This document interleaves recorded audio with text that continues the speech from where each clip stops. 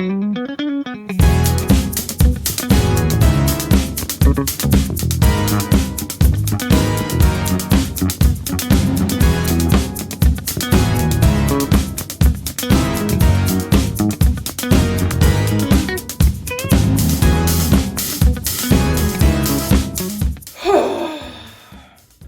time has finally come. Today is the 7th day of the top 7 in 7-day series, meaning today's the end of the series. This also means that I'm going to be reviewing my #1 favorite game on the Nintendo Switch that I played. This also marks the end of an era for me, as I will be getting my Switch 2, and literally after I do this review, if whatever that box says right, I will get my Switch 2. So this is not only just my top 1 favorite game, it's also closing out the Switch era. So without further ado, it's time to review my #1 top favorite game on the Nintendo Switch.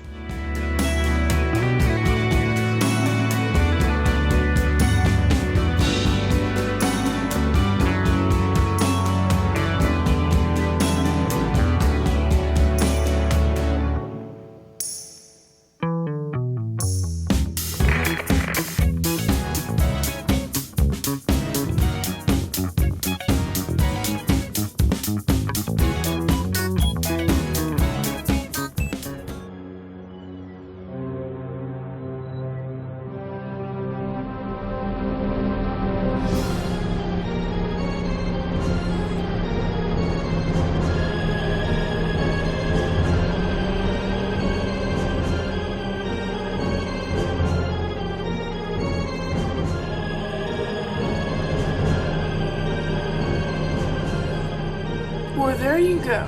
Metroid Prime is my #1 game on the Nintendo Switch. Metroid Prime is one of the newer additions to my collection. I got it back in August of last year, so I've actually had it going on 1 year now. And back when I first got this game, I honestly wasn't excited about it. I had tried the Metroid Dread demo, and honestly, it just wasn't doing it for me. But once I started playing Metroid Prime Remastered, I absolutely fell in love with the Metroid series, and I'm so glad I stumbled upon this hidden charm. First of all, let's just address the main elephant in the room. These remastered graphics just look beautiful. But before I get ahead of myself, let's just take a quick minute to recap the story. So the basic story is basically the space pirates were harvesting parasite queens and injecting things into them and doing experiments, and apparently something went very wrong and they sent out a distress signal, and Samus Aran, which is a bounty hunter, went to the frigate ship to investigate what happened.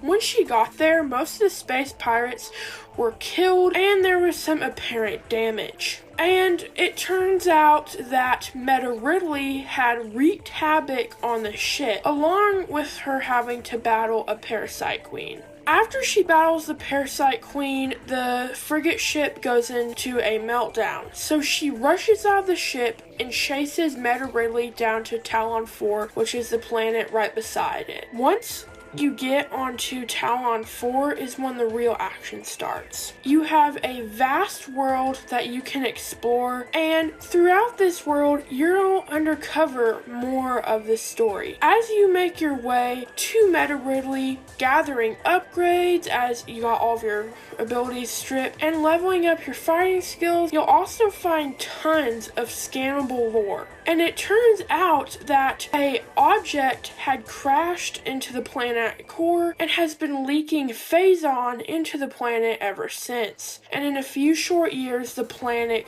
could be completely destroyed. As you learn more about the Chozo and all the different species, you will know something went terribly wrong. There's several main areas you will explore: Chozo Ruins, Madmore Caverns, Fendretta Drifts, and the Space Pirate Lab. So there is this ancient species called the Chozo, and they came to Talon 4 to get away with technology and try to live more of a natural life. But from that, they slowly died out. So you'll uncover a ton of stuff they left behind, which really will give you a backstory about who it is. Mabmore Caverns is just an area of the Talon 4. There's no real backstory to it. Vendretta Drifts and Space Pirate Labs is where the space pirate activity is. You'll get to the research core in Vendretta Drifts where they are experimenting with Metroids, and the Space Pirate Lab is literally inhabited with Metroids and space pirates, which I gotta admit, it's my least favorite area just because it's hard. So in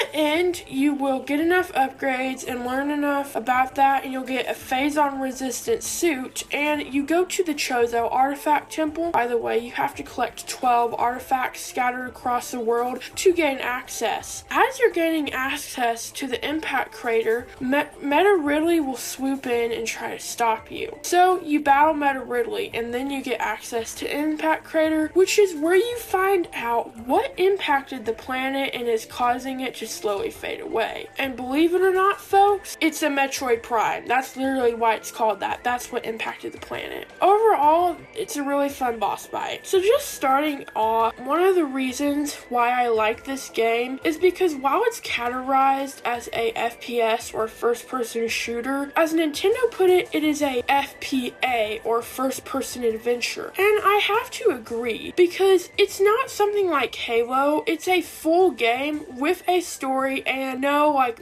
levels and missions in a sense in the way. Like there's missions, but it's just one cohesive game and one cohesive world that you can explore and one cohesive story. It's not like Battle Pass or whatever. So the adventure part really stands in there, and I think it's a revolutionary, idea of this adventure. And honestly, the whole sci-fi and lore to this game is something I love. I love this type of, lore and this space stuff. It just interests me, to be honest. Another thing is, like I said in the beginning, the beautiful graphics. This is one of the most amazing looking games on the Nintendo Switch system, and Retro Studios did an amazing job remastering it, and it even runs at 60 FPS. Overall, the game just looks beautiful, and like I said, it is just so beautiful. Another thing about Metroid Prime is all of the unique and intricate puzzles scattered throughout the world. One of your main objectives is to collect upgrades so you can face Meta Ridley, but to do that, you're going to have to complete these puzzles, and the creators of this game did a really good job of making intricate puzzles that are challenging but not too hard but not easy at the same time, and like things you wouldn't think about, and you're like, oh, that's so smart, and it's honestly so fun completing them. Like, you might have to use the thermal visor to shoot power conduit, you might have to melt something to get an artifact, you might have to use the morph ball and spider ball to glide along the walls and jump up on platforms to get to somewhere. Overall, this game is just full of these different puzzles. The boss battles are also really cool. Probably my favorite boss battles are the Omega Pirate and Metroid Prime. There's so much more boss battles, but those are just the two that I really resonate with me and get time to talk about today. The Omega Pirate is basically the big daddy space pirate, and he's infested with phazon, but after you beat him, you will get the phazon suit, which gives you immunity to phazon, so you can go down to the impact crater to fight the Metroid Prime. And the Metroid Prime is a really cool boss because it literally requires all your different beams, because you have multiple beams and visors in this game. And then after you beat that, the brain of it comes out and you have to beat that. And fun fact, at the end of the game, when the brain tries to suck Samus in and it rips off the phazon protection and she just goes back to her normal suit. It turns out that the Metroid Prime actually got her DNA and created Dark Samus, which, if you don't know what I'm talking about, in the later Prime games you will meet Dark Samus, which basically is an evil version of Samus. So yeah, that's a fun fact for you there. Another beautiful aspect of this game is the sound design. The sound design is amazing and some of the best soundtracks ever, and overall just all the areas are beautifully designed as well. And honestly, there is so much more to this game. Since this is a daily series and the videos are about 10, maybe 15 minutes, sometimes even shorter, I don't have time to tell y'all and pack everything in this video. Because y'all, if I told you everything, this video would be an hour long because I actually made a review of this game several months ago and it was an hour long, and I'm gonna try to work on making a public version of that, so hopefully y'all can watch it. So overall, Metroid Prime just hits my spot. It's my sweet tooth of a game, and I love this game. And that is why, honestly, Metroid Prime 4 Beyond is my most anticipated game of the Switch 2 so far, and why I cannot wait to get more information and get a release date. But before we go, real quick, like I said earlier in the series, I do want to give some honorable mentions to some other games and some third-party games. As I mentioned earlier in the series, I do have some honorable mentions. I just want to take a few minutes to talk about them at the end of this episode. So I have about 4 games that I want to give an honorable mention to. Starting off with Donkey Kong Country Returns HD. This is a really fun game. I know it's a port of a Wii game, but it's still a really fun game, and I mean, it wasn't fun enough and didn't resonate enough with me to rank too high up there, but it's a fun game. It's a 2D side scroller. It's basically 2D Mario, but Donkey Kong. You have these islands and everything. Overall, really fun experience. Is a bit expensive though. So next up we have Paper Mario: The Thousand-Year Door. This is a remaster of the GameCube game. Overall, it's a really good Paper Mario game. I did mention this in the Origami King video. I just didn't really vibe with it. The story was alright, but it wasn't the vibe aesthetic. I haven't finished it yet, but I've done a good bit. Overall, it's a fun game. I like the combat in this game better than Thousand-Year Door, Origami King, but overall, fun game, and it's worth an honorable mention. Alright, now we're gonna do a third-party honorable mention spotlight, starting off with the Unreal World game, and that is Subnautica plus Subnautica Below Zero. This is the bundle of the 2 games. They are underwater exploration games. They're basically open world, and there is just tons of underwater areas to explore. They do have a story, crash landing on a planet, and you get infected and you have to get uninfected, and Below Zero you have to find out what happened to an excavation crew on the planet. They both take place on the same planet but different areas. Overall, these 2 games are some of my favorite games I had on the PS4,